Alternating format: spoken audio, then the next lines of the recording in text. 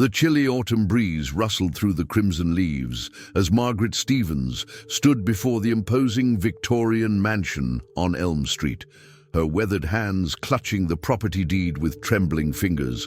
At 63, her silver hair framed a face marked by both grief and determination. 6 months had passed since Henry's funeral, yet the weight of his absence still pressed heavily upon her shoulders. "Are you certain about this, Mrs. Stevens?" asked Mr. Patterson, the real estate agent, his brow furrowed with concern. "It's quite a substantial investment for someone in your situation." Margaret's blue eyes, still sharp despite the years etched around them, fixed on the impressive 3-story structure with its ornate gables and wraparound porch. "This house is exactly what Henry and I dreamed about for 40 years, she replied, her voice soft but resolute. $350,000 was his final gift to me. I intend to use it as he would have wanted. What Margaret didn't mention was that her son, Kevin, and his wife, Rebecca, remained completely unaware of her purchase. The couple had been hovering around her suburban bungalow since Henry's passing, their concern for her well-being suspiciously coinciding with their increasing inquiries about her financial arrangements. Just yesterday, Rebecca had casually mentioned over tea, "You know, Margaret, that house of yours is far too much maintenance for someone living alone. Kevin and I have that lovely guest room just waiting for you." The memory made Margaret's jaw tighten as she followed Mr. Patterson up the wide stone steps. The heavy oak door swung open to reveal a grand entryway with a sweeping staircase and original hardwood floors that gleamed despite their age. Sunlight streamed through stained glass windows, casting jewel-toned patterns across the walls. "It needs some work," Mr. Patterson cautioned, gesturing toward water stains on the ceiling. The inspection report mentioned. "I'll manage," Margaret interrupted, already envisioning where Henry's favorite reading chair would sit near the bay window. "My husband was a contractor. I picked up a few things over the years." Indeed, as she moved from room to room, Margaret felt something awakening within her, a sense of possibility that had been dormant since Henry's diagnosis 2 years ago. The master bedroom featured a sitting area overlooking the garden. The kitchen, though outdated, was spacious enough for the dinner parties she once loved hosting. "I'll take it," she declared, her decision made long before she'd stepped through the door. "And, Mr. Patterson, I'd appreciate your discretion regarding this purchase. Family matters can be complicated." Later that evening, as Margaret sat alone in her bungalow surrounded by cardboard boxes, her cell phone rang. Kevin's name flashed on the screen. "Mom, Rebecca and I were thinking of stopping by tomorrow to help sort through Dad's things," he said without preamble. "We could take what you don't need to that charity Rebecca volunteers for." "That's thoughtful, dear," Margaret replied, her eyes drifting to the framed photo of Henry on their wedding day. "But I've decided to take my time with your father's belongings. There's no rush now, is there?" The silence that followed spoke volumes. "Well, we're just concerned about you rattling around in that house by yourself," Kevin finally said, his tone carefully modulated. "And there's the matter of Dad's insurance money. Have you given any thought to what we discussed about investments?" Margaret's fingers tightened around the phone. "I'm considering all my options," she answered evenly. "I'll let you know when I've made decisions." After ending the call, Margaret moved to the window, gazing out at the neighborhood where she'd raised her son and built a life with Henry. Tomorrow, she would begin packing in earnest, but tonight she allowed herself a small, secret smile. For the first time in decades, she had done something completely unexpected, and it felt exhilarating. 3 weeks later, Margaret stood in her new kitchen unpacking dishes when her doorbell rang. Her heart lurched. She hadn't given anyone this address yet. Approaching the front door cautiously, she peered through the peephole to find Rebecca standing on her porch, designer sunglasses perched atop her immaculate blonde hair. "Margaret!" Rebecca exclaimed when the door opened, her surprise appearing rehearsed. "I was just driving by and thought I recognized your car. What on earth are you doing here?" Margaret's hand remained firmly on the doorknob. Hello, Rebecca. I was going to tell you and Kevin once I was settled. I've purchased this house. Rebecca's perfectly shaped eyebrows shot upward. Purchased? With what money? Surely not Henry's insurance.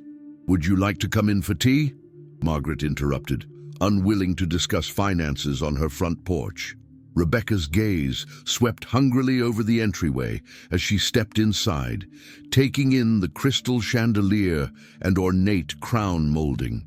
Kevin will be absolutely shocked, she murmured, her manicured fingers trailing along the mahogany banister. We've been so worried about you managing your finances properly. In the kitchen, Margaret busied herself with the kettle while Rebecca circled the space like a realtor assessing property value. This place must have cost a fortune, Rebecca remarked, her casual tone belied by the calculation in her eyes.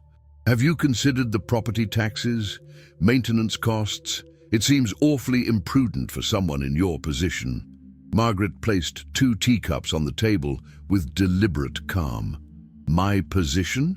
As a widow approaching retirement age, Rebecca clarified smoothly. Kevin and I just want to protect you from making hasty decisions during this vulnerable time. I appreciate your concern, Margaret replied, though her tone suggested otherwise. But Henry and I always managed our finances carefully. This house is well within my means. Rebecca's phone chimed, and she glanced at it before saying, I should let Kevin know about this development. He's been looking into assisted living options, just in case. After Rebecca departed, with promises to return with Kevin soon, Margaret leaned against the closed door, her composure finally cracking. The thinly veiled disapproval in her daughter-in-law's eyes had been difficult to bear, but something else troubled her more deeply.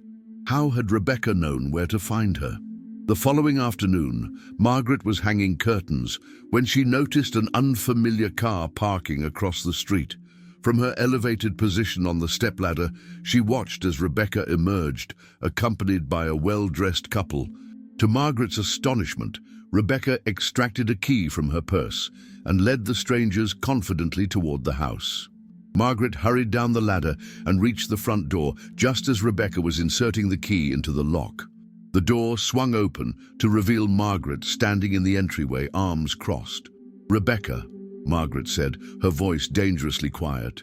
What exactly do you think you're doing? The couple behind Rebecca exchanged uncomfortable glances as Rebecca faltered momentarily before recovering. Margaret, I thought you were out. These are the Andersons. They're interested in historic homes, and I mentioned this beautiful property. I was just giving them a quick tour. With a key you obtained how, exactly? Margaret inquired, addressing the question not to Rebecca, but to the embarrassed couple. Your daughter said she had permission, the woman offered apologetically. She explained she was helping you sell. I'm not her daughter, Margaret corrected firmly, and this house is certainly not for sale. I believe you've been misled. After the mortified couple hastily departed, Margaret held out her hand. The key, Rebecca. Now. Rebecca's perfectly composed facade cracked slightly. I was only trying to help you understand the value of this property. If you knew what it was worth, you might reconsider tying up so much capital in real estate at your age. The key, Margaret repeated, her palm still extended. With obvious reluctance, Rebecca surrendered the key. You're making a mistake, Margaret. Kevin and I only want what's best for the family. Is that why you've been researching assisted living facilities without consulting me? Margaret asked quietly. Is that why you somehow obtained a key to my home without my knowledge? Rebecca's smile turned brittle. You're clearly overwrought. We'll discuss this when Kevin is present. After Rebecca left, Margaret sank onto the stairs, her hands shaking. The incident confirmed what she had feared. Her son and daughter-in-law weren't merely concerned, they were actively working to control her assets. For the first time since Henry's death, Margaret felt truly afraid. That evening, she called a locksmith. Mrs. Stevens, I believe you should consider filing a police report, said Mr. Winters, the silver-haired locksmith, as he finished installing the last of the new deadbolts. What you've described Sounds like a serious violation. Margaret passed him a cup of coffee, grateful for his straightforward advice. The past 24 hours had been a whirlwind of activity, changing locks, consulting with a security company, and making an emergency appointment with her attorney. "I'd rather handle this within the family for now," she replied, though doubt colored her voice. "My son may not even be aware of what Rebecca has been doing." Mr. Winters accepted the coffee with a nod of thanks. "At minimum, you should document everything. My daughter went through something similar with her ex-husband. Evidence matters." After the locksmith departed, Margaret wandered through her half-unpacked house, feeling strangely like a visitor in her own life. Henry would have known how to handle this situation. He'd always been the one to manage difficult conversations with Kevin. As darkness fell, Margaret found herself standing before the built-in bookcase in what would become her study. Running her fingers along the empty shelves, she made a decision. Tomorrow, she would finish unpacking Henry's books, his treasured collection of mystery novels and historical biographies. This house would become a home, regardless of her family's disapproval. The doorbell's chime interrupted her thoughts. Through the security camera newly installed beside her front door, Margaret observed Kevin shifting impatiently on her porch, Rebecca standing slightly behind him with arms crossed. Taking a deep breath, Margaret opened the door, but remained firmly in the entryway, blocking their entrance. "Mom!" Kevin began without preamble, his tall frame tense with barely contained frustration. "What's going on?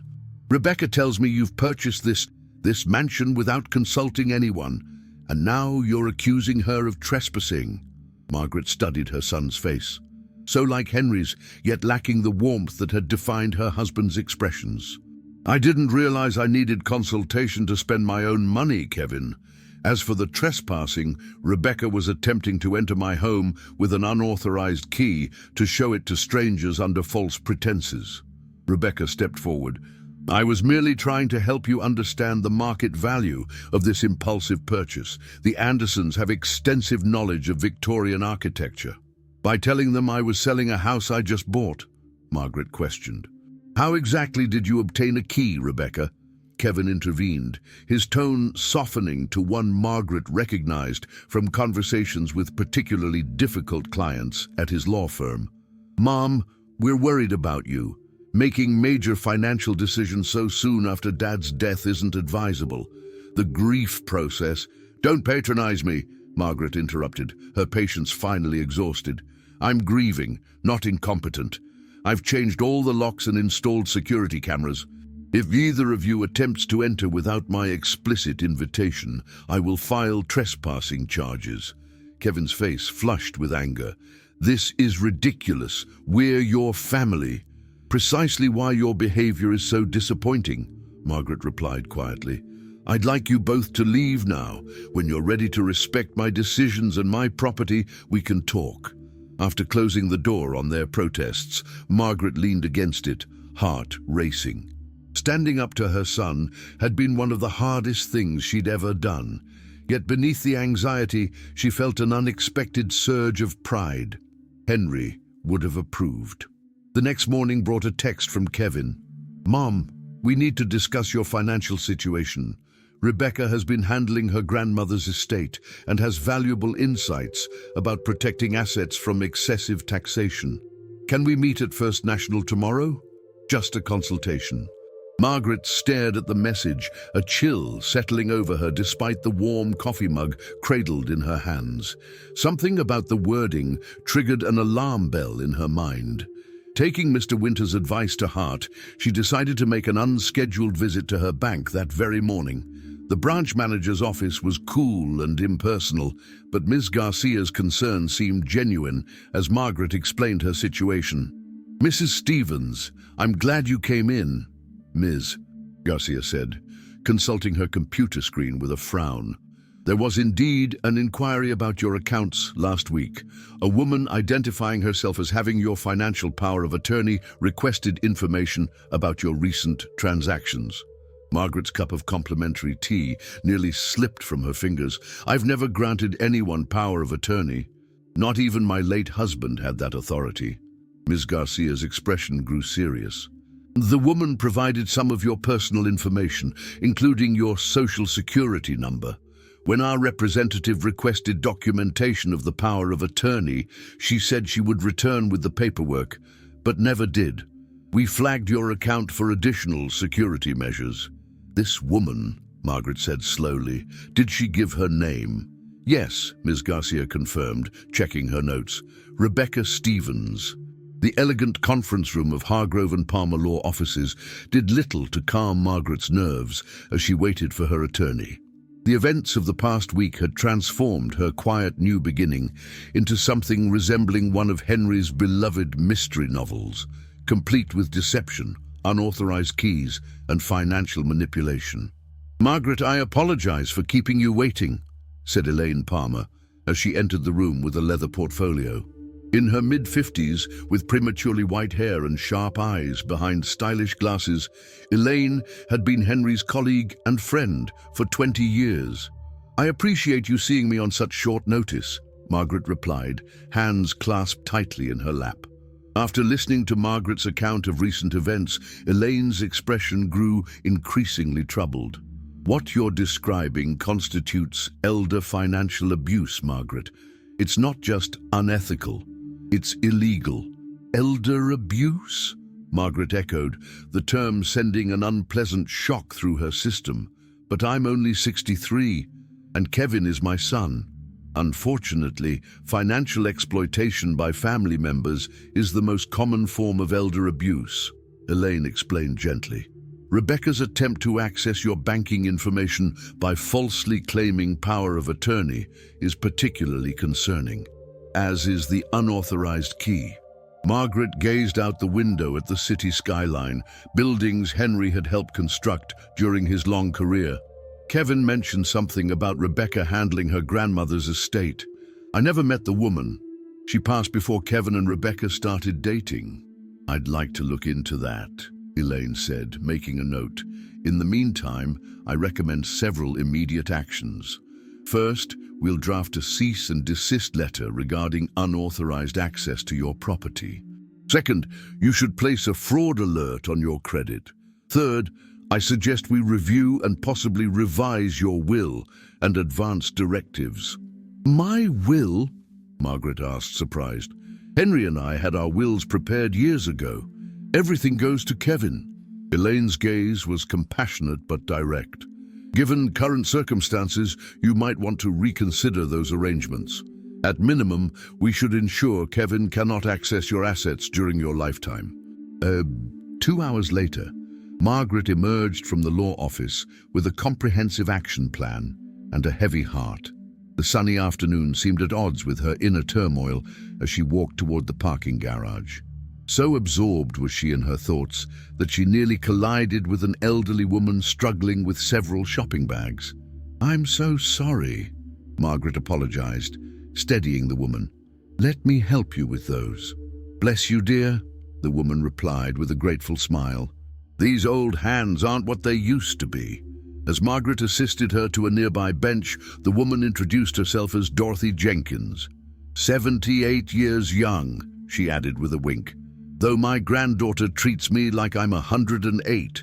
Something in Dorothy's tone resonated with Margaret. "Overprotective, is she?" "Oh my, yes.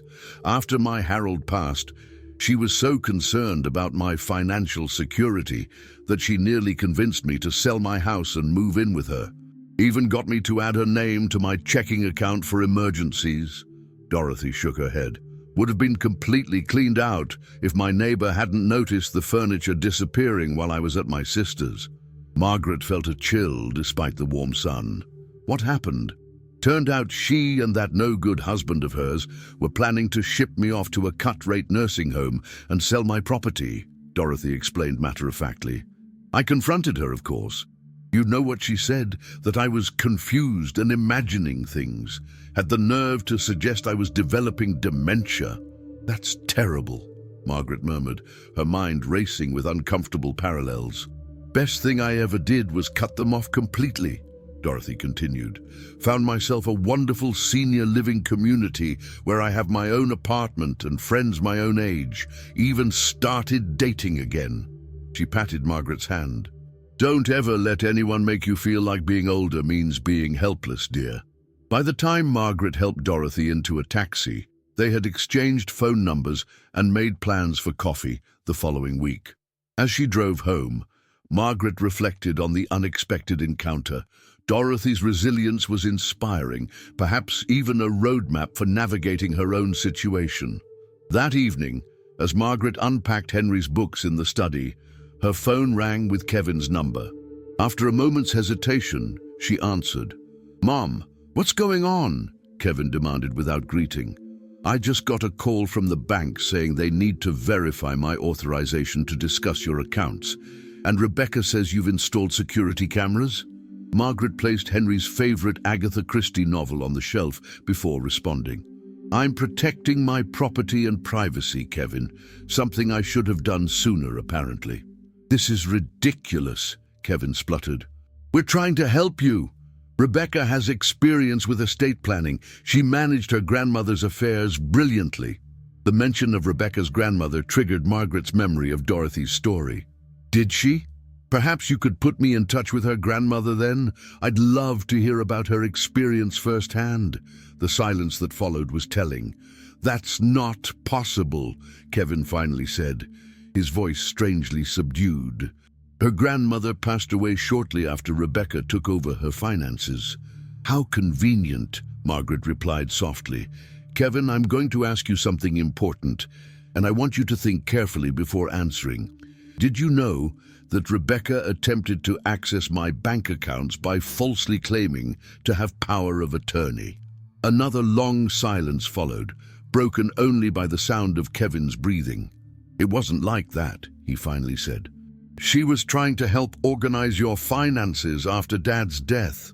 You've been so emotional lately, making impulsive decisions like buying this enormous house.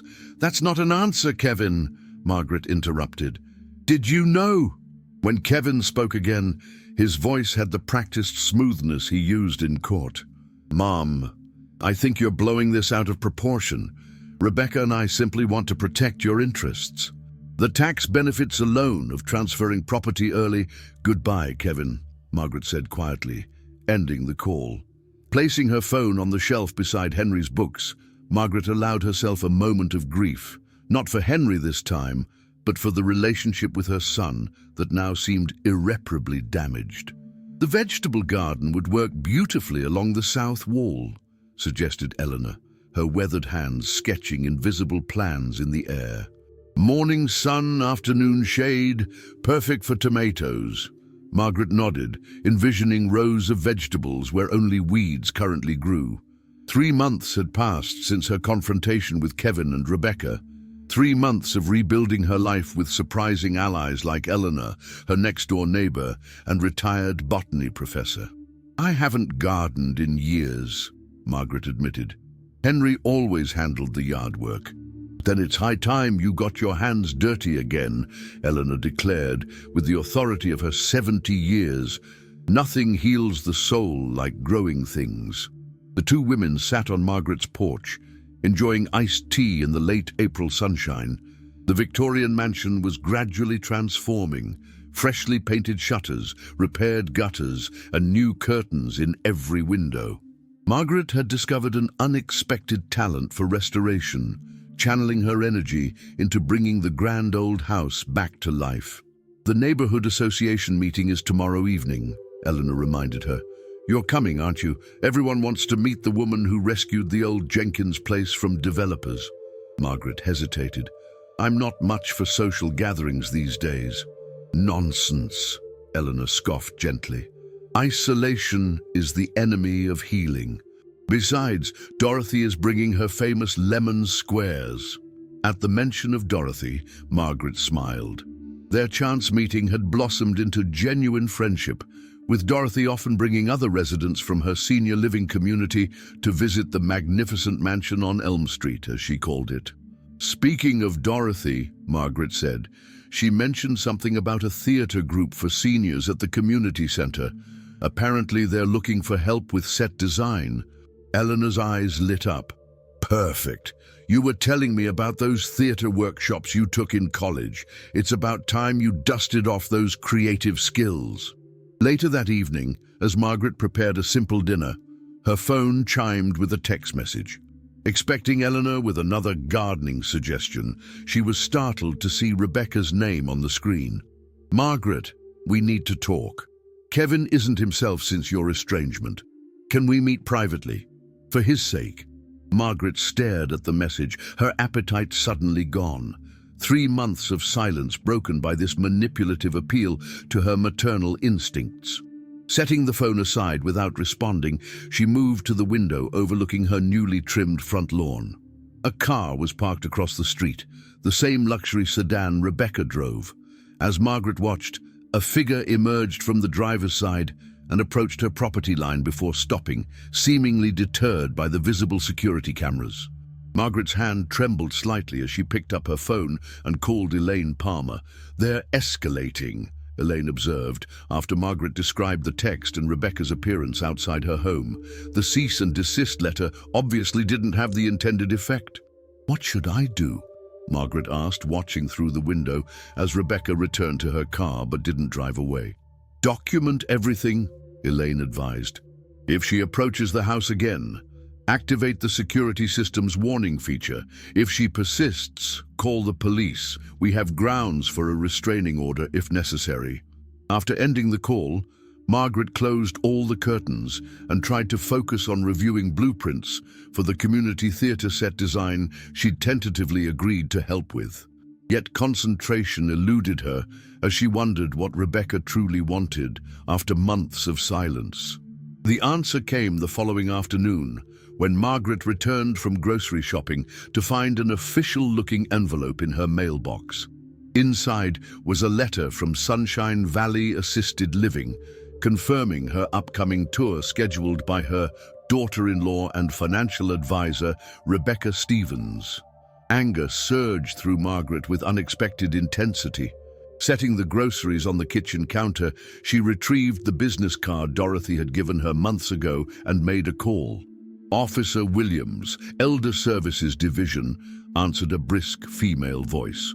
"My name is Margaret Stevens," she began, her voice steadier than she expected.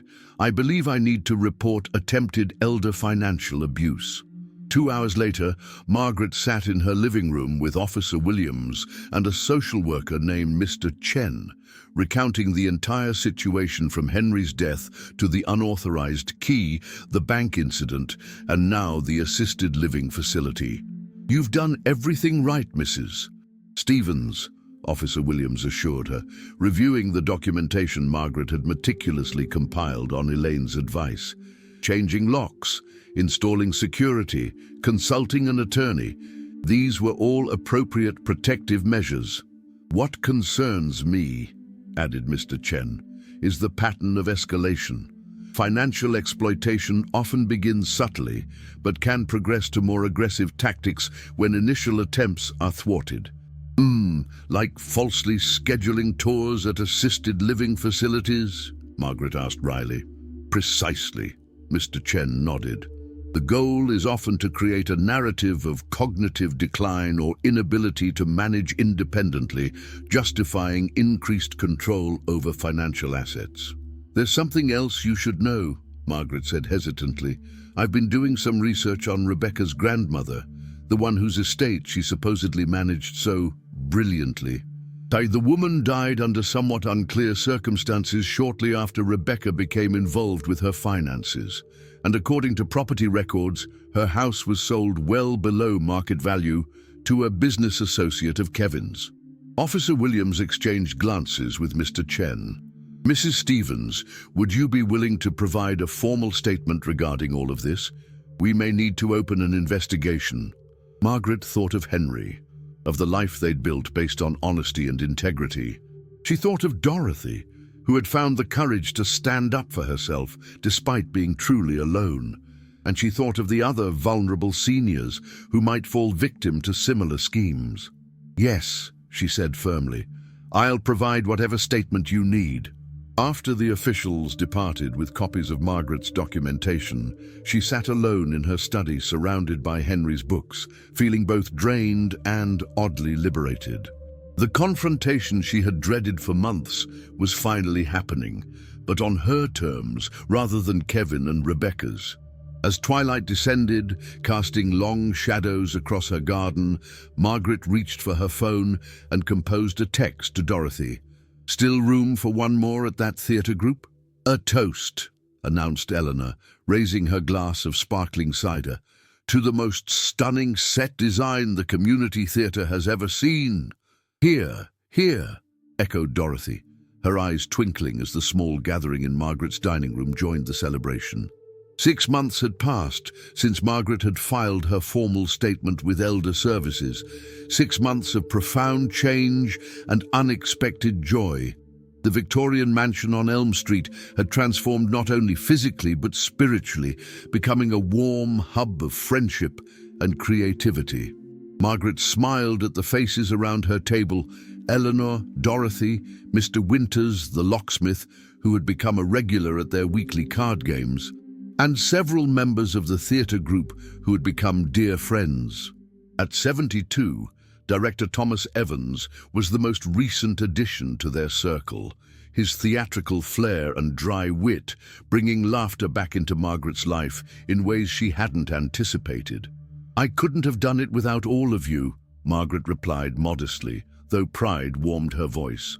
The standing ovation for the set design of Arsenic and Old Lace had been overwhelming, a validation of creative talents long dormant during her years focused on supporting Henry's career and raising Kevin.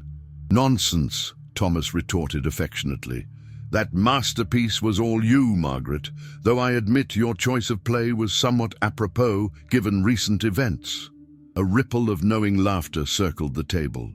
Margaret's friends had stood by her throughout the difficult aftermath of her report, the formal investigation into Rebecca's past dealings with her grandmother, the painful revelations about Kevin's knowledge of his wife's schemes, and the eventual legal consequences. "Have you heard anything more from your attorney?" Dorothy asked gently, reaching over to squeeze Margaret's hand. Margaret nodded. "Elaine called yesterday. The settlement is finalized. Rebecca has accepted a plea deal that includes restitution to her grandmother's estate and community service. Kevin's involvement was deemed peripheral enough to avoid criminal charges, but the Bar Association has placed him on probation." A thoughtful silence settled over the group, broken finally by Mr. Winters. "And how do you feel about all that, Margaret?" It was the question she had been asking herself for months. "Sad," she admitted. "Relieved, disappointed, stronger. All of it at once, I suppose." "That's healing for you," Dorothy observed wisely. "Messy and complicated and never quite finished." As the evening progressed into a spirited discussion about the theatre group's next production, Margaret found herself observing her friends with deep gratitude. None of them had known her in her previous life. They had no expectations based on who she had been as Henry's wife or Kevin's mother. They simply appreciated her for who she was now. Later, after her guests had departed and Margaret stood alone in her kitchen washing dishes, her phone buzzed with a text message. Kevin's name appeared on the screen, the first direct contact in nearly 9 months. "Mum, I've been in therapy since the investigation began. I'm starting to understand what happened and my part in it. Rebecca and I are separating. I know I have no right to ask, but would you consider meeting sometime? Just to talk?" Margaret dried her hands slowly, gazing out the kitchen window at her thriving vegetable garden, illuminated by solar lights. The tomato plants Eleanor had insisted upon were heavy with fruit, a testament to growth and patience. She thought of Henry, of what he might advise in this moment. He had always believed in second chances, in the possibility of redemption. Yet he had also taught Kevin about accountability and consequences, lessons their son had apparently forgotten. With careful consideration, Margaret composed her response. "I'm not ready yet, Kevin, but I'm glad you're getting help. Perhaps in time." Setting her phone aside, Margaret moved through her home, turning off lights, pausing to straighten a photograph of herself with her theatre friends on opening night. The woman in that picture, smiling broadly, eyes bright with accomplishment, looked more alive than she had in years. In the master bedroom, she picked up the framed wedding photograph of herself and Henry that had accompanied her from the bungalow. "Well, my love," she whispered, "this wasn't the retirement we planned, but I think you'd approve of how things turned out." As she prepared for bed, Margaret reflected on the unexpected journey of the past year, from grieving widow to homeowner, to victim to advocate to artist. The Victorian mansion had been merely a structure when she purchased it, a building of wood and stone. Now it was truly a home, filled with new memories and possibilities. Tomorrow, the garden needed tending. Thomas had asked for her input on the winter production. Dorothy was organizing a day trip to an art museum 2 towns over. Life continued to unfurl before her, not the life she had anticipated, but one rich with authentic connections and renewed purpose. And that, Margaret decided as she drifted towards sleep, was Henry's true legacy. Not the insurance money that had purchased the house, but the courage he had always nurtured in her to build something meaningful, even when the blueprints had to be redrawn. Thank you for joining us on this journey through Margaret's story of resilience and renewal. If you enjoyed this narrative, please subscribe to our channel, leave a like, and share your thoughts in the comments below. Your support helps us continue bringing these meaningful stories to life. Until next time, remember that it's never too late to begin again.